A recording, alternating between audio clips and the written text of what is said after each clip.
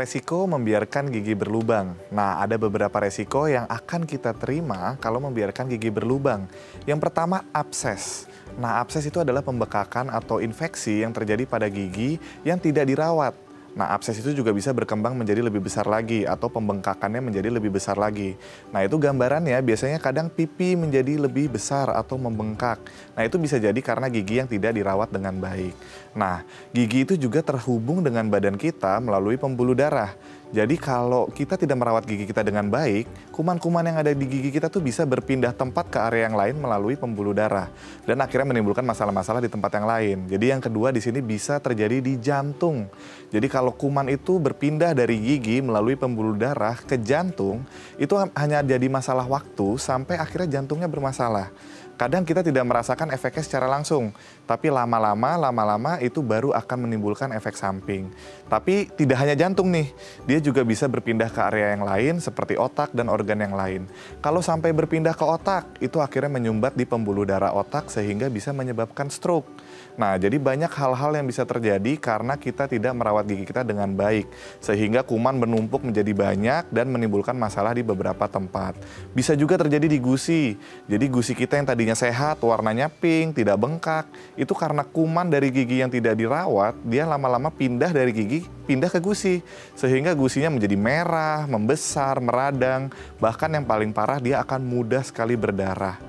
Nah, itu adalah beberapa efek yang sering terjadi kalau kita tidak mau merawat gigi kita. Sehingga kuman yang ada di gigi kita terus bertambah dan bertambah banyak sehingga menimbulkan masalah.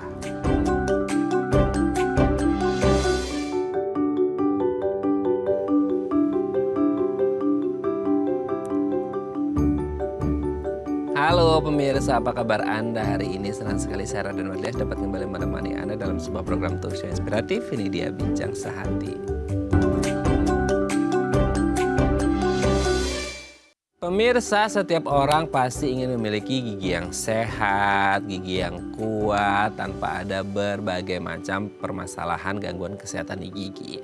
Nah, salah satu yang sering terjadi adalah gigi berlubang. Nah, ini ada banyak ya alasan kenapa seseorang bisa mengalami yang namanya gigi berlubang. Entah karena mungkin makanan-makanan yang manis, minuman yang manis, atau mungkin ada beberapa faktor yang lain. Tapi pertanyaannya gini, ya kalau bisa sih preventif ya, jangan sampai gigi berlubang. Tapi kalau in the end of the day-nya tetap tuh yang namanya gigi berlubang, kira-kira apa sih yang harus dilakukan dengan gigi berlubang? Perlu dicabutkah atau ditambal aja gitu? Karena orang kayak, aduh udah deh, daripada ribet-ribet tambal udah dicabut aja. Nah, mungkin ada kayak presentasenya kali ya, mungkin kayak di presentasi segini ini masih bisa lah ditambal, tapi kalau udah kayak gini udah nggak bisa, harus dicabut. Nah, sebenarnya apa sih penyebab dari gigi berlubang, dan kalau sudah berlubang ini perlu dicabut atau ditambal aja? Inilah topik yang kita bahas hari ini. Tapi sebelum bahas itu, kita mau membahas terlebih dahulu nih beberapa mitos atau fakta seputar kesehatan gigi. Nah, untuk membahasnya telah hadir bersama kami di studio Bincang Sehati ada Dr. Gigi Munarsetio Adi dari Rumah Sakit Permata Depok. Selamat pagi Dok, apa kabar? Selamat pagi. Selamat datang kembali di Bincang Sehati. Terima kasih. Dok, hari ini kita akan membahas seputar pergigian ya. Yalah kan nama dokter gigi gitu. Kan gini, banyak orang tuh pasti ini kasus yang lumayan banyak mungkin ya gigi berlubang. Meskipun orang kadang-kadang nggak ngeh bahwa kok bisa gigi berlubang. Padahal kayak saya jarang deh makan manis. Terus kayak sering sikat gigi deh, nggak tahu nggak. Mungkin ada faktor-faktor yang lain. Tapi sebelum bahas itu kita bahas mitos faktanya dulu ya, seputar kesehatan gigi. Yang pertama adalah ini Dok, ini banyak banget. Gigi yang cuma sisa akar, ini kayaknya gigi berlubang udah habis ya mungkin gitu ya. Sehingga akhirnya udah tinggal akarnya aja. Itu sebenarnya harus dicabut atau enggak sih? Kalau kita ngomong kayak gigi yang sisa akar nggak perlu dicabut karena ya udahlah udah di dalam ini kan, itu perlu dicabut atau enggak sih Dok? Oke. Kalau terkait akar gigi atau sisa jaringan gigi yang ada di mulut kita, sebenarnya sebaiknya dihilangkan. Kenapa? Karena harusnya semua yang ada di badan kita itu bisa berfungsi dengan baik. Jadi kalau bentuknya atau kondisinya sudah tidak bisa digunakan dengan baik, lebih baik diperiksakan. Nah, mungkin masih bisa dikembalikan fungsinya atau memang harus dihilangkan atau dikeluarkan dari tubuh kita. Karena memang apa yang ada di badan kita itu harus dalam kondisi yang bisa berfungsi. Kalau dia di kondisi yang tidak bisa berfungsi, dia biasanya akan menjadi sumber masalah gitu. Oh, sumber masalahnya jadi sumber masalah apa aja bisa Dok? Pertama bisa jadi sumber infeksi, jadi tempat di mana kuman bisa berkembang biak dengan cepat dan area-area yang tidak berfungsi dengan baik biasanya juga area yang susah dibersihkan. Nah, jadi itu jadi tempat yang enak untuk kuman bisa berkembang biak dan akhirnya menjadi tempat infeksi atau sumber infeksi gitu. Tapi maksudnya semua sisa akar itu pasti akan menyebabkan infeksi atau rentan mengalami infeksi? Ujungnya biasanya infeksi. Jadi untuk waktunya cepat atau lama kita tidak bisa prediksi, tapi kalau sudah ada, itu udah menjadi masalah waktu aja sampai kuman itu akhirnya menginfeksi. Nah, biasanya bisa kita lihat dari warnanya. Nah, jadi kalau warna akar giginya itu masih kecoklatan, mungkin masih belum ada masalah tuh dari pasiennya. Tapi nanti kalau warna akar giginya sudah menghitam, biasanya pasien sudah mulai masalah, terutama di bagian gusi dan tulangnya gitu.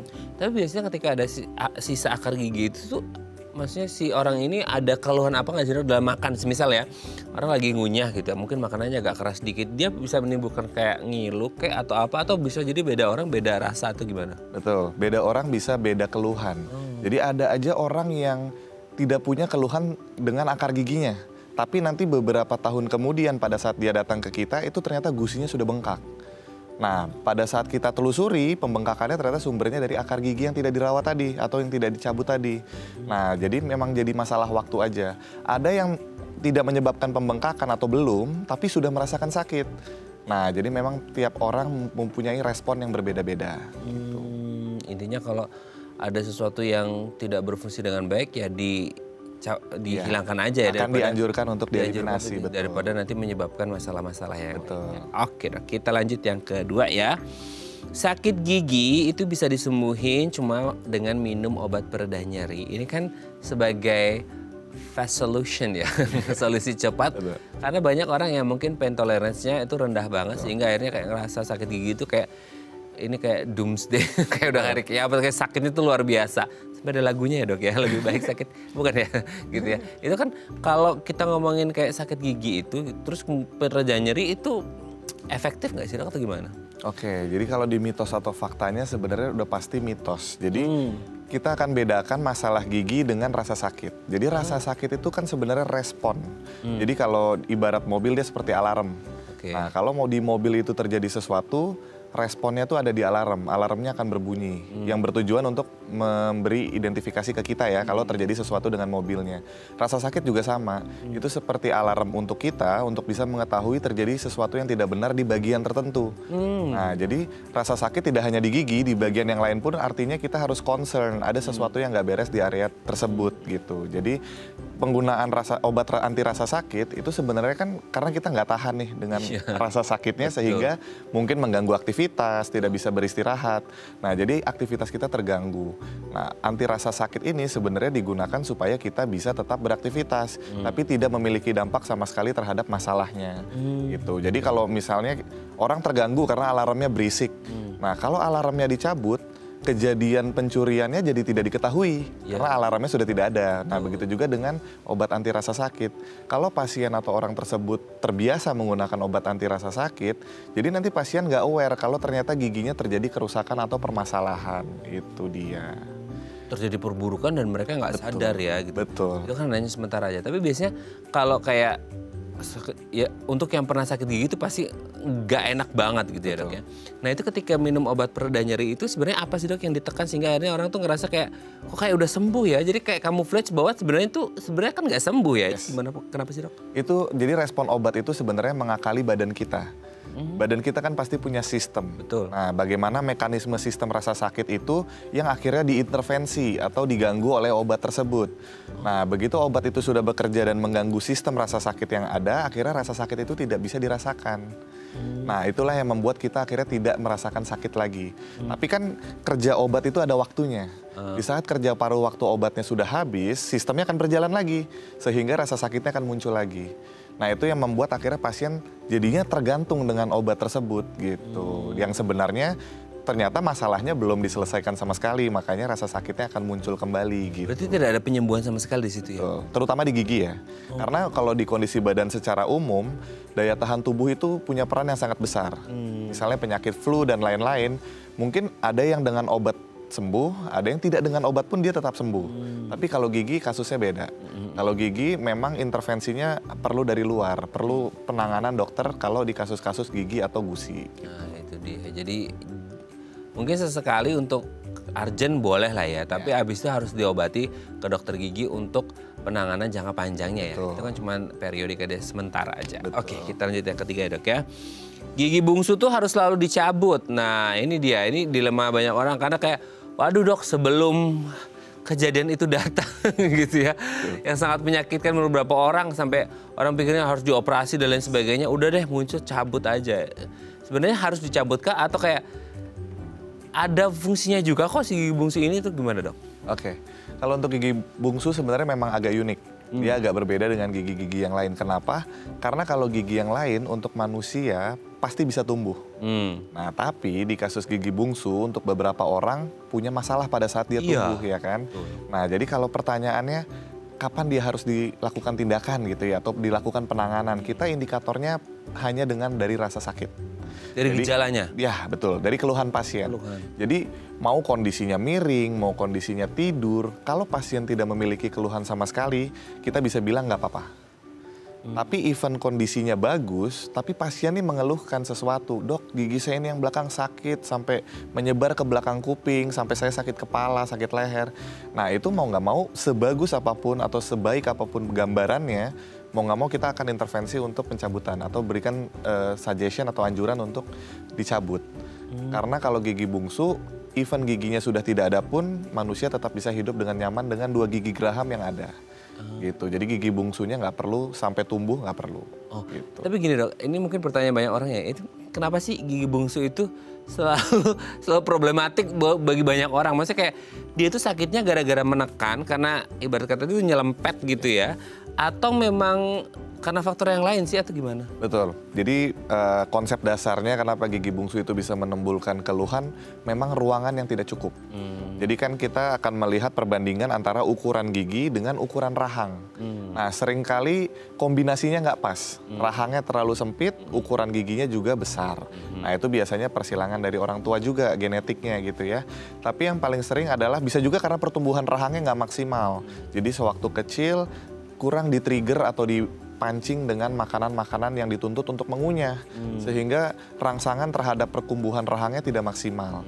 Tapi konsep dasar dari masalah gigi bungsu, biasanya yang paling sering adalah ruangan yang tidak cukup. Sehingga pada saat gigi bungsunya tumbuh, dia mendesak. Atau bahkan bisa menabrak gigi sebelahnya. Gitu. Dan masalah yang lain biasanya adalah arah giginya untuk tumbuh tidak normal. Karena kan seharusnya dia tumbuh ke atas. Tapi ternyata arahnya, sudutnya berubah. Iya, ada yang bahkan dia tidur. Jadi dia pun kalaupun bergerak tidak akan keluar karena arahnya kan tidur. Tapi semua orang pasti akan tumbuh gigi bungsu dok? Enggak juga. Jadi gigi itu untuk kita tahu dia akan tumbuh atau enggak, kalau kita foto ronsen ada yang namanya benihnya. Nah kalau orang itu waktu kita foto ronsen benih giginya sudah tidak ada, jadi kita nggak perlu menunggu-nunggu untuk giginya tumbuh karena sudah tidak ada. Berapa itu dok bisa tahunya? Biasanya sih di usia remaja atau di usia-usia udah mulai kelihatan ada iya, benihnya udah atau mulai enggak kelihatan, ya? betul. Nah, harus persiapan ya. Berusaha ke dokter gigi untuk mengetahui ada benih si gigi bungsunya atau enggak. Jadi prepare. Oke dok, kita lanjut yang keempat ya. Wanita hamil memiliki gigi yang keropos dan mudah berlubang. Kayaknya wanita hamil tuh banyak banget ini ya.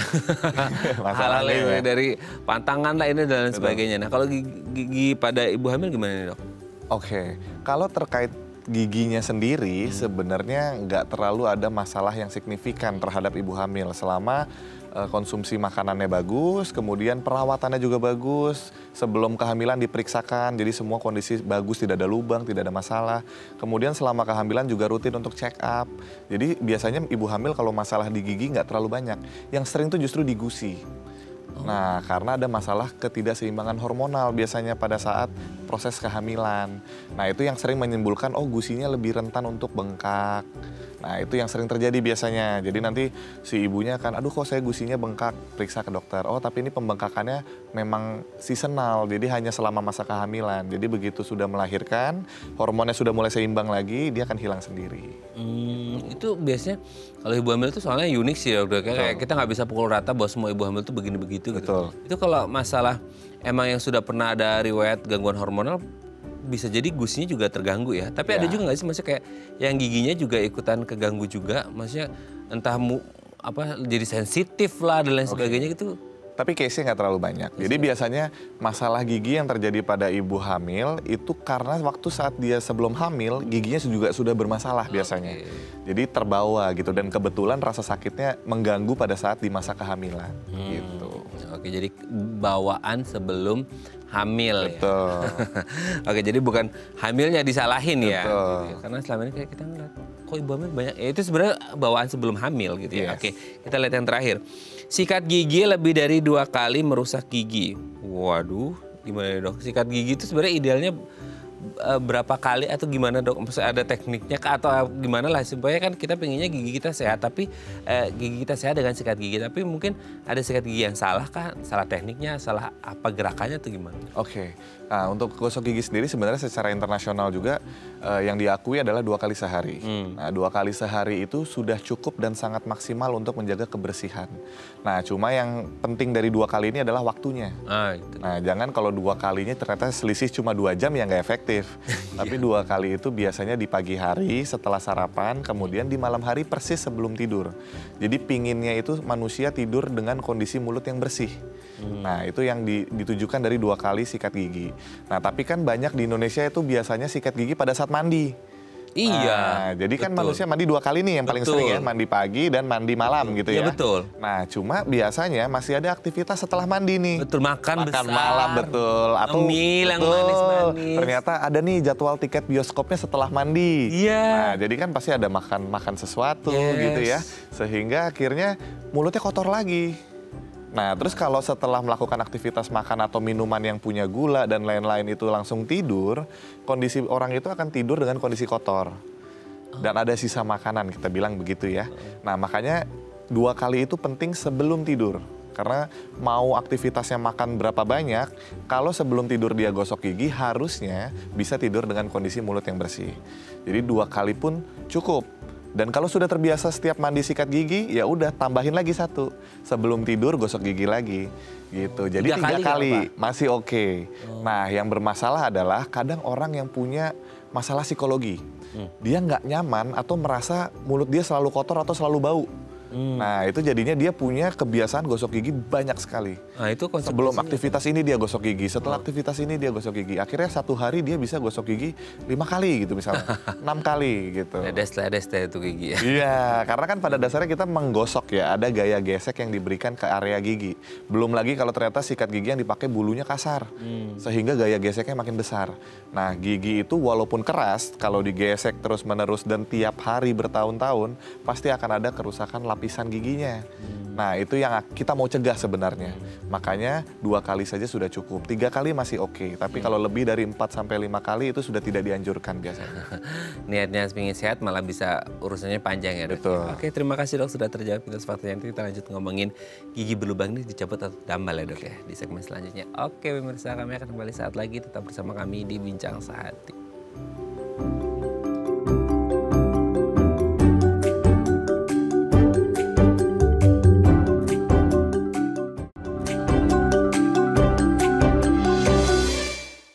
Baik, Anda masih bersama kami di Bincang Sehati dan kita masih membahas sama kita hari ini seputar gigi berlubang ini baiknya dicabut atau ditambal dan kira-kira penyebabnya apa sih supaya sebelum kita ngomong dicabut atau ditambal kita harusnya preventif gitu ya supaya nggak mengalami gigi berlubang. Nah kalau Anda punya pertanyaan seputar tema kita hari ini boleh tanya-tanya di 021 290 3264 atau DM Instagram kami di @bincangSehati.tv. Kita masih bersama dengan Dr.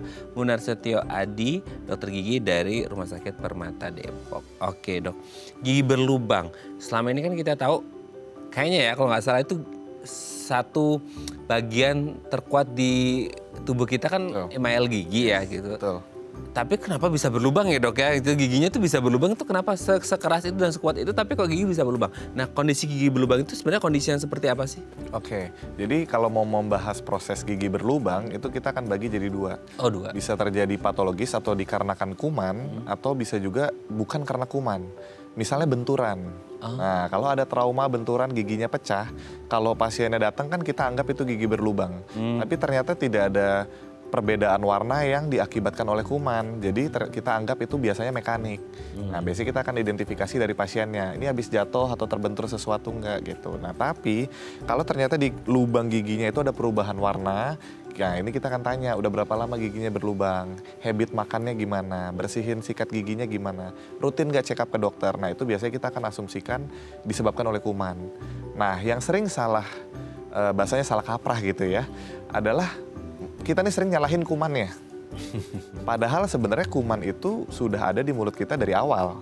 Oh ada? Betul, jadi sudah selalu ada dari awal. Jadi kita akan bedakan kuman yang memang di badan kita sudah ada dan kuman yang tidak boleh ada di badan kita gitu kan.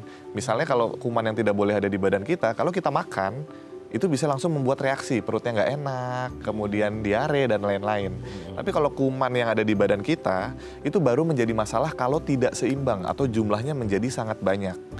Nah, berarti kita harus fokus, apa sih yang membuat kuman di mulut kita jumlahnya jadi sangat banyak. Nah, itu dia. Nah, itu biasanya adalah makanan-makanan yang tinggi sekali kandungan gulanya. Gitu. Oh, sekarang banyak banget yang makan itu dong. Betul, apalagi semua makanan, apalagi snack-snack atau dessert-dessert gitu ya, itu kan pasti gula semua ya. Nah, apakah itu tidak boleh? Enggak juga, sebenarnya boleh, yang penting dibersihkan. Karena kuman itu kan hanya mengambil sisa-sisanya saja, terutama pada saat kita tidur tadi. Nah, makanya kalau kita bisa bersihkan dengan baik pada saat sebelum tidur, biasanya kuman juga tidak akan mendapatkan suplai gulanya dan tidak akan merusak gigi kita. Nah, jadi tips pencegahan paling mudah itu ya udah pasti kita kontrol kadar gula yang tersisa di mulut kita. Jadi bukan yang masuk ya, karena kan gula sumber energi, jadi badan kita butuh energi. Jadi gula nggak ada masalah sebenarnya. Tapi kalau gulanya itu tersisa dan menempel di gigi kita, itu akan jadi makanan kuman yang sehingga akhirnya diproses nih sama kumannya, menimbulkan asam.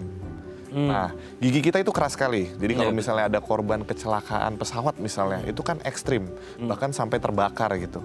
Biasanya bagian tubuhnya bisa habis, yang tersisa hanya bagian tulang dan gigi. Nah, gigi itu sekeras itu, betul. Nah, tapi dia itu lemah terhadap asam. Gitu. Jadi kalau kuman itu terus menghasilkan asam hasil pengolahan gula, jadi giginya nggak tahan. Lama-lama giginya akan melunak dan akhirnya keropos, akhirnya berlubang. Gitu. Jadi itu harus dicegah gitu prosesnya. Oh, berarti kita jangan ngasih makan si kuman-kumannya ya. Betul. Dengan si makanan-makanan manis bergula tadi itu ya. Betul. Itu tapi dia dengan sekerasnya gigi itu kan kalau nggak salah ya Dok, itu kayak dia itu dari kecil, bahkan kadang-kadang orang nggak ngeh kalau dia itu gigi berlubang karena secara kasat mata itu kayak nggak kelihatan, tapi kadang-kadang suka sensitif dan lain sebagainya, apalagi kalau lagi makan manis gitu ya. Nah itu kenapa dia bisa meluas tuh? Karena produksi asamnya lebih banyak atau gini? Ini kalau saya kecil ada jangan diketawain, itu digerogotin ulet gitu ya giginya, jadi kayak akhirnya berlubang. Itu gimana Dok? Oke, nah proses gigi berlubang sendiri itu terjadinya setiap waktu. Jadi ada orang berpikir, oh ada waktu-waktu tertentu di mana gigi itu rusak gitu. Tapi padahal enggak, setiap saat tuh terjadi, terutama setelah makan. Nah, karena tanpa kita sadari, mau sebersih apapun pasti ada gula yang tersisa dong. Nah, jadi kuman itu terus melakukan proses pengolahan gula sehingga asam yang dibuang oleh kuman itu merusak gigi kita. Nah, tapi badan kita juga punya proses pemulihan atau recovery. Nah, kenapa akhirnya gigi itu bisa berlubang besar? Yaitu karena proses kerusakannya jauh lebih besar dibanding proses recovery-nya. Nah, itu aja sih sebenarnya faktor utama kenapa akhirnya lubang yang di gigi kita itu tadinya nggak berlubang, kok bisa akhirnya berlubang gitu. Karena proses kerusakannya itu terjadi terus, cuma kita yang nggak sadar gitu. Nah, kalau misal Dok, kita habis makan yang manis terutama ya, terus kemudian langsung gosok gigi, itu nggak berdampak harusnya atau gimana? Oke, nah itu juga jadinya kan orang berpikir salah satu ngakalinnya seperti itu. Iya. Ya. Tapi pada dasarnya untuk di jam-jam produktif, misalnya di jam yang kita kerja, kemudian kita melakukan aktivitas yang normal, itu biasanya badan kita air liurnya tinggi. Jadi mulut kita banyak menghasilkan air liur. Nah, air liur itu perlindungan alami. Nah, self protection. Jadi kalau sikat gigi kan dari luar, kita yang menggosok nih memasukkan pasta gigi dari luar ke dalam. Tapi badan kita ini juga menghasilkan proteksi alami di dalam tubuh kita yaitu air liur. Nah, kenapa dianjurkan kalau mau tidur itu harus bersih? Karena air liur kita pada saat kita tidur itu menurun drastis. Nah, akhirnya self protection di badan kita juga menurun drastis gitu. Makanya salah satu pencegahan supaya kumannya tuh nggak terlalu bebas waktu daya tahannya tuh turun adalah kondisinya kita bersihkan. Gitu. Bisa dipahami, oh ternyata begitu ya. Jadi kayak produksi air liur sewaktu terjaga dan tidur tuh bisa beda, makanya kita harus di backup dengan gigi yang bersih setelah tidur ya. Ada fungsinya juga ternyata air liur. Yes. Jadi di jam produktif tidak harus gosok gigi terus karena air liurnya bagus gitu. Jumlahnya banyak. Nanti kayak gara-gara dokter Adi bilang begitu, habis makan bentar sikat gigi 10 kali sehari ya. Jadi banyak. Nggak bagus juga ya. Betul. Oke dok, nanti kita lanjut lagi ya. Oke, pemirsa kami akan kembali saat lagi. Tetap bersama kami di Bincang Sehati.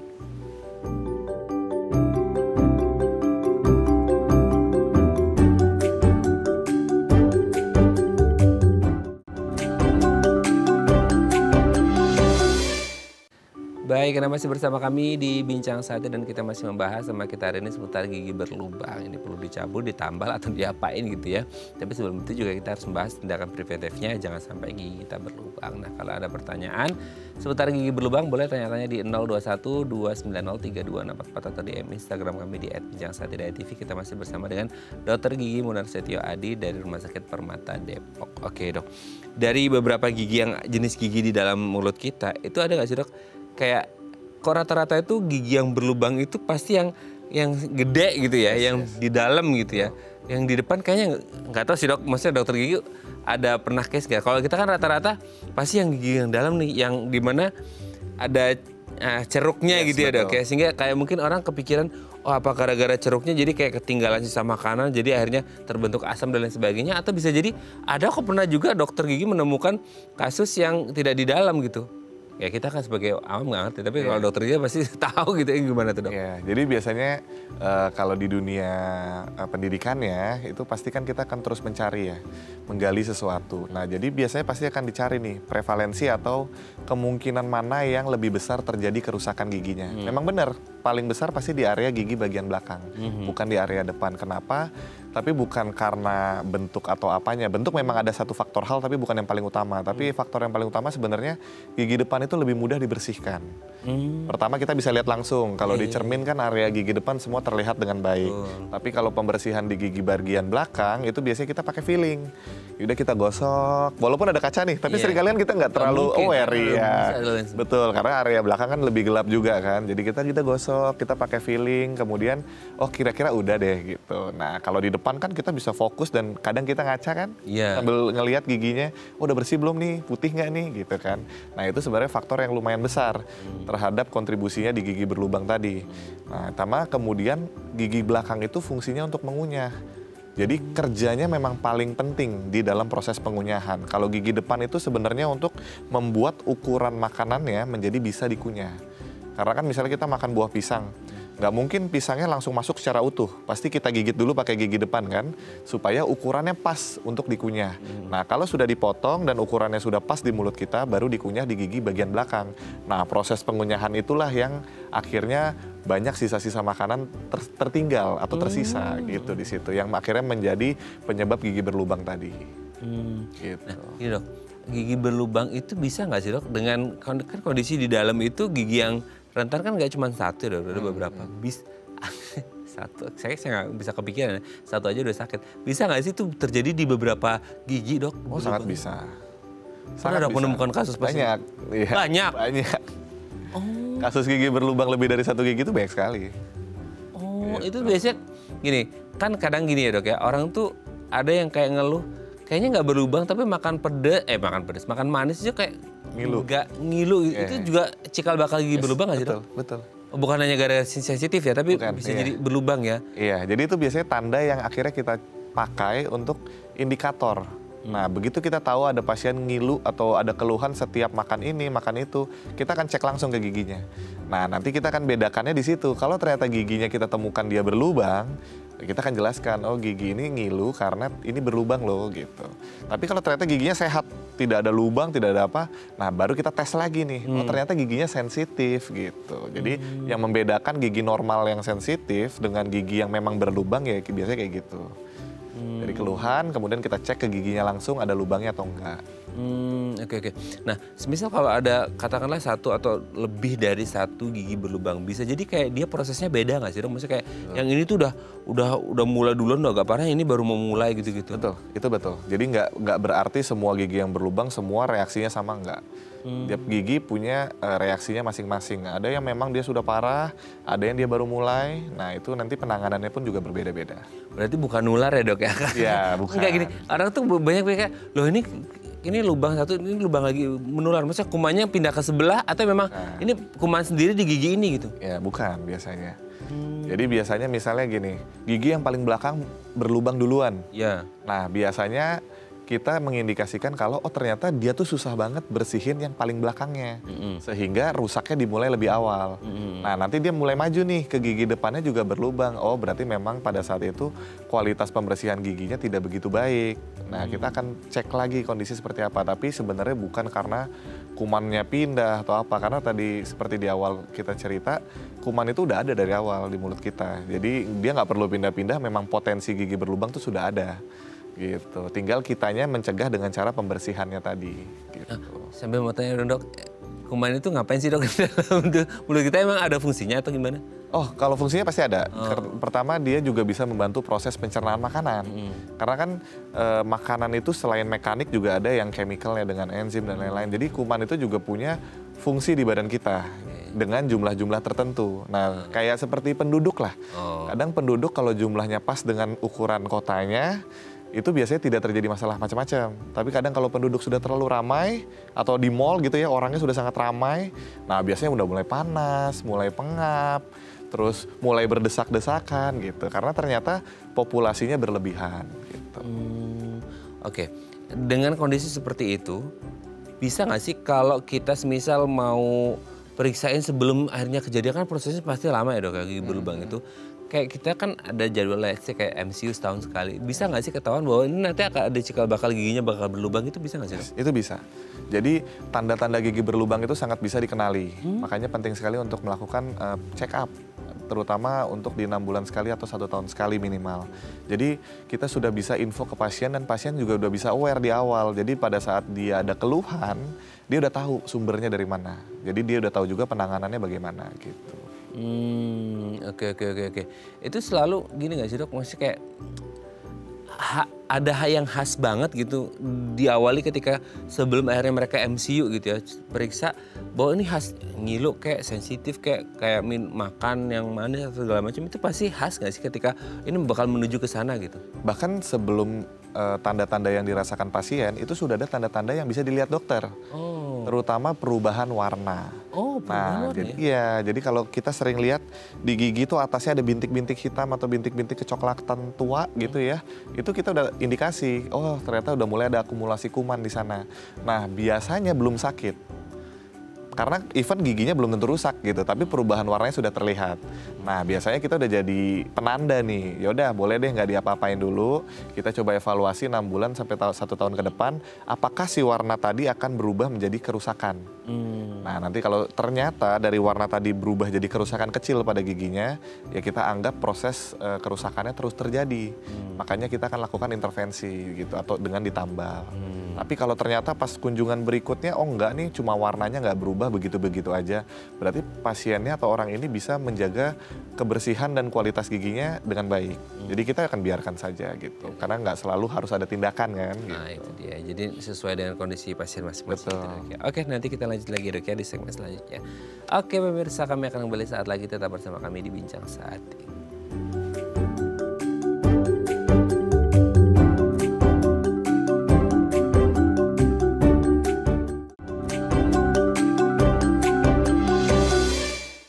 Baik, Anda masih bersama kami di Bincang Saat ini dan kita masih membahas sama kita hari ini seputar kalau udah mengalami gigi berlubang, baiknya dicabut atau ditambal dulu aja. Atau mungkin kalau udah parah banget harus dicabut, terus harus dicabut mau diapain? Nah itu pertanyaan banyak orang ya. Kalau Anda punya pertanyaan boleh tanya-tanya di 0212903244 atau di Instagram kami di @bincangsaat.tv. Kita masih bersama dengan Dr. Gigi Munar Setio Adi dari Rumah Sakit Permata Depok. Oke dok, sebelum kita lanjut ini ada penelpon, kita sapa terlebih dahulu. Halo, selamat pagi, dengan siapa, di mana? Iya, selamat pagi. Saya Yeti dari Surabaya. Pripun kabar Ibu Yeti Surabaya? Baik-baik. Gimana yang di sana, sehat-sehat semuanya? Sehat Bu Yeti, matur nuwun. Nah, Bu Yeti mau tanya apa ini ke Dokter Adi pagi ini? Ya, ini saya mau tanya, kalau gigi goyang, apakah itu akar giginya itu sudah nggak kuat? Itu pertanyaan yang pertama. Terus pertanyaan yang kedua, implan itu kan harusnya dibor kayak pakai apa ya, apa yang saya lihat-lihat itu ada sekupnya atau apa. Kok katanya yang sekarang ini implan itu nggak perlu pakai bor. Itu gimana ya? Hanya dua itu aja, makasih. Sudah jelas Dokter Adi? Yes. Sudah jelas ya. Oke, baik, terima kasih matur nuwun Bu Yeti di Surabaya. Kita akan coba jawab ya Bu ya. Terima kasih matur nuwun Bu Yeti. Aduh, semangat banget dari Surabaya pagi-pagi. Gimana Dok? Ada dua pertanyaan. Yang pertama, kalau gigi goyang itu emang akarnya udah bermasalah, udah mulai apa ya, loss gitu atau gimana sih Dok? Oke, kalau untuk gigi goyang sebenarnya isunya sebenarnya justru bukan di akar. Oh, bukan. Permasalahannya justru di tempat yang memegang akarnya, yaitu tulang. Nah, jadi Tulang rahangnya. tulang rahangnya, bukan tulang rahang. Jadi kalau di bawah gigi itu ada sebuah tulang yang nanti kalau ibarat tanaman itu kan ada tanah yang bisa digali. Nanti akan ada momen di mana tanahnya keras sekali. Ya, betul. Nah, kalau tulang rahang itu adalah tanah yang keras banget, yang nggak bisa kita gali dengan cangkul atau dengan tangan gitu. Tapi kalau tulang yang megangin gigi itu masih di tanah-tanah yang bisa ditanam, yang masih bisa digemburkan lah istilahnya gitu. Nah, di tulang tersebut itu memang karena tidak sekeras tulang rahang, kalau ada infeksi atau ada kerusakan, itu dia akan lebih gampang rusak atau hilang tulangnya. Nah, jadi kalau tulangnya hilang, yang tadinya yang megang giginya itu kenceng, kan jadinya lebih kendur. Betul. Sehingga akhirnya giginya bisa goyang gitu. Kalau ibarat paku, waktu tempat paku itu menempel masih bagus, pakunya kan kenceng. Tapi kalau bagian dinding atau area yang dipakunya mulai keropos, pakunya kan bisa oglak gitu, bisa bergoyang-goyang.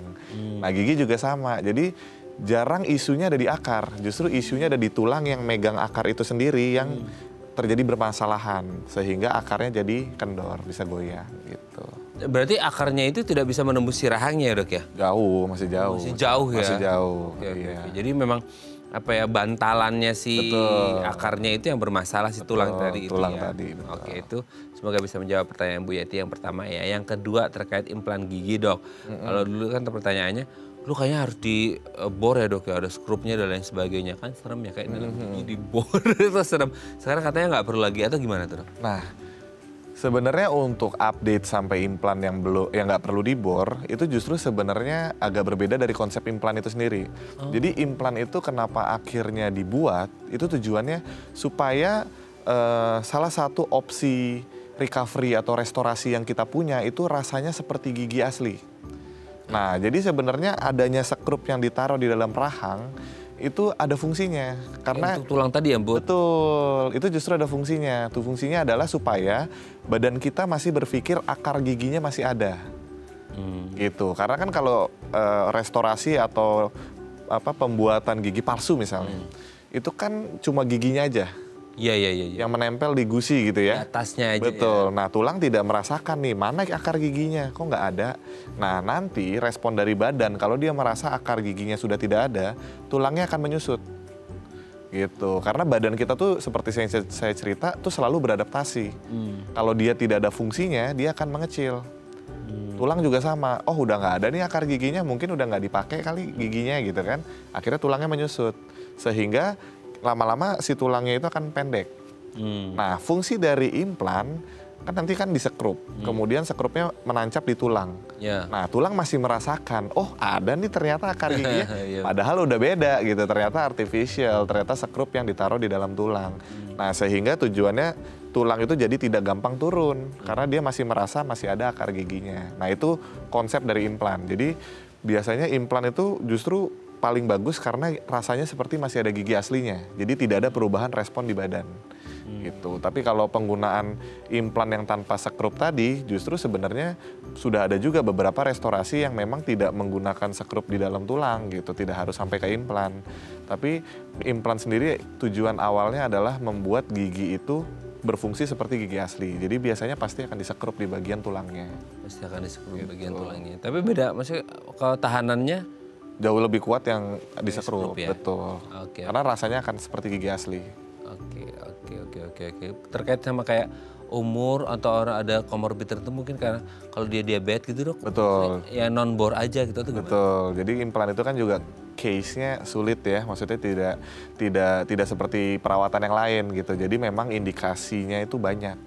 Itu yang harus disesuaikan. Misalnya sesimpel ketebalan tulangnya cukup nggak? Misalnya giginya udah lama bolong nih, tulangnya sudah memendek.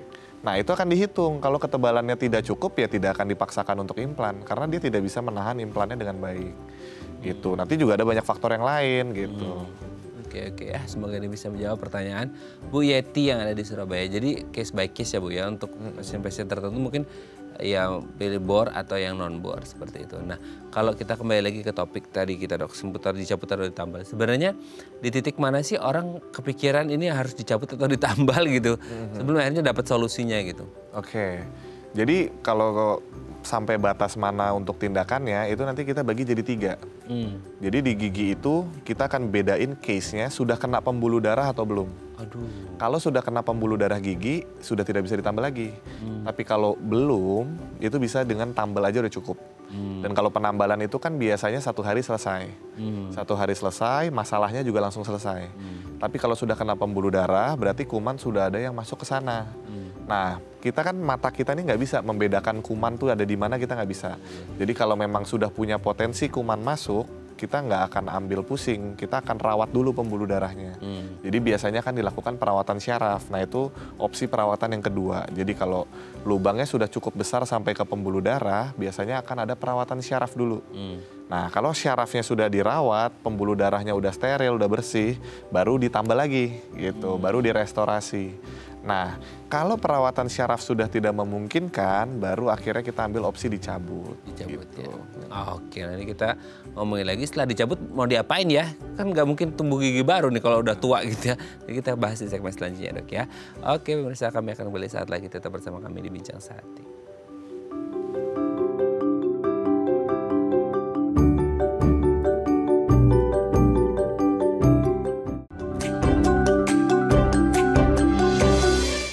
Baik, masih bersama kami di Bincang Sehati dan kita masih membahas tema kita hari ini seputar gigi berlubang. Masih bersama dengan dokter gigi Munar Setiadi dari Rumah Sakit Permata Depok. Oke dok, sebelum kita lanjut ngomongin dicabut atau ditambal dan setelahnya apa gitu ya.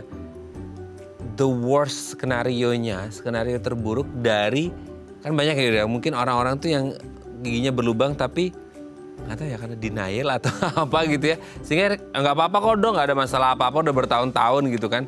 Ya paling nyeri-nyeri dikit waktu makan, ada apa makanan yang masuk ya tinggal dibuang aja gitu. Bahkan lebih parahnya itu ada dok, ingat ini mitos, kayak harusnya sih ini mitos kayaknya.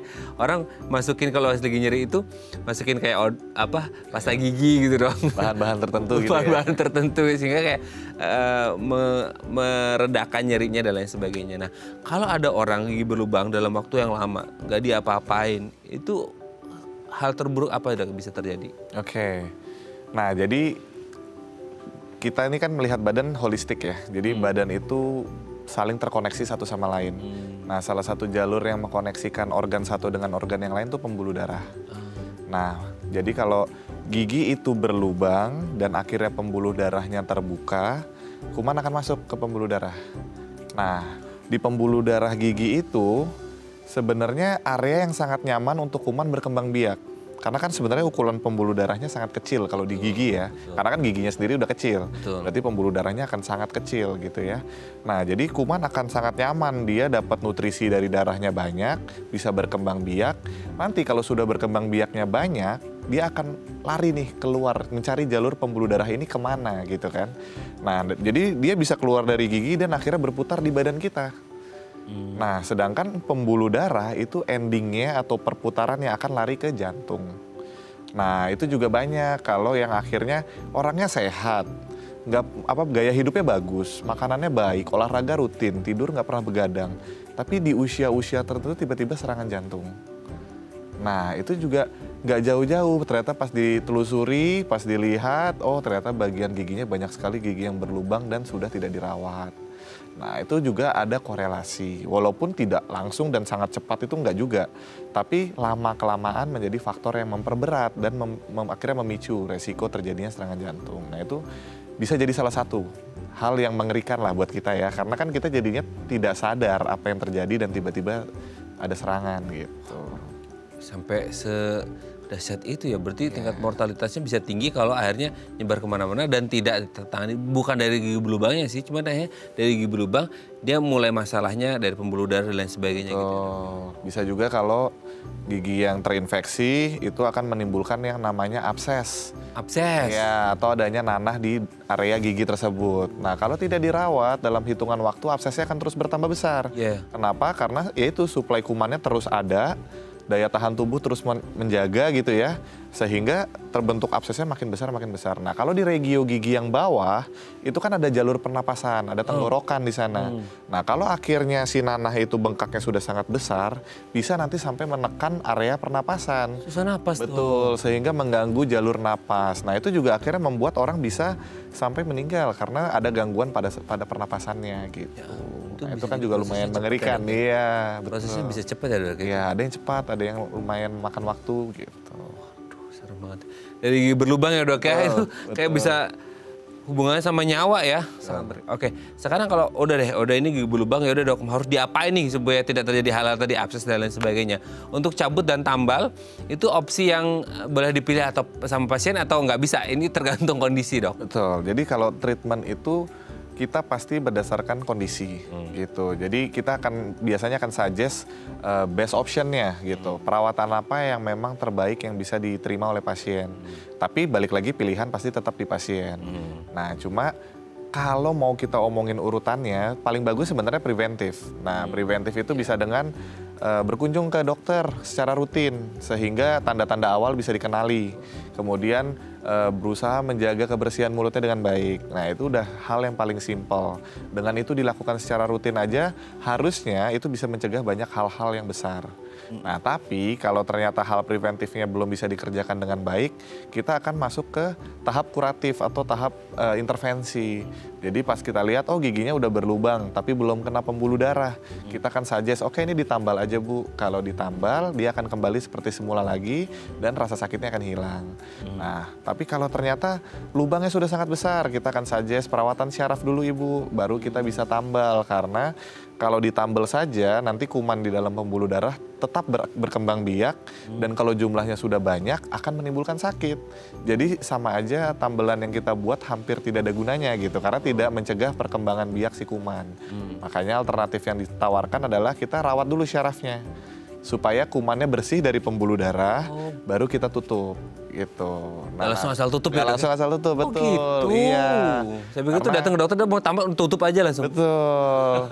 Nah, kemudian kalau ternyata perawatan syaraf juga sudah tidak bisa karena misalnya kerusakannya terlalu besar, hanya sisa akarnya saja, baru kita alternatif pencabutan. Nah, nanti kalau sudah dicabut kan ompong, nggak ada giginya. Kalau udah gigi dewasa ya, kalau gigi susu sih dicabut masih ada gigi dewasa lagi gitu. Tapi kalau sudah gigi dewasa, setelah dicabut harus ada perawatannya lagi atau rehabilitasinya lagi, yaitu dengan pembuatan gigi palsu. Supaya fungsi pengunyahannya tetap ada, jadi tulang giginya juga tetap teradaptasi dengan baik gitu. Oke, jadi entah tambal ataupun cabut ini pasti punya prosedurnya masing-masing dan gak asal tambal dan gak asal cabut. Sesuai kondisi pasien, kembali lagi sih pilihan ada di pasien tapi dengan solusi terbaik dari dokter gigi gitu ya. Oke, terima kasih Dokter Adi, hari ini kita banyak dapat ilmu lah ya seputar gigi berlubang yang tidak hanya sekadar sakit ketika mengunyah tapi ada ya sin-sin buruk yang harusnya bisa dihindari dari awal ya. Terima kasih Dok, sehat terus. Terima kasih kembali juga kesempatannya. Teman-teman di Rumah Sakit Permata Depok, selamat pagi. Selamat pagi, terima kasih. Oke pemirsa, itu dari perbincangan kita dengan Dokter Adi, semoga bermanfaat ya. Dan jangan lupa untuk terus menyaksikan konten-konten inspiratif kami di platform The Eye Plus. Saya Raden Matia Somit, sampai jumpa dan selamat kembali beraktivitas di hari Senin yang indah ini. Ingat, jaga kesehatan gigi Anda, jangan lupa sikat gigi supaya giginya nggak berlubang. Kalau berlubang boleh dicabut atau ditambal sesuai dengan anjuran dokter. Sampai jumpa.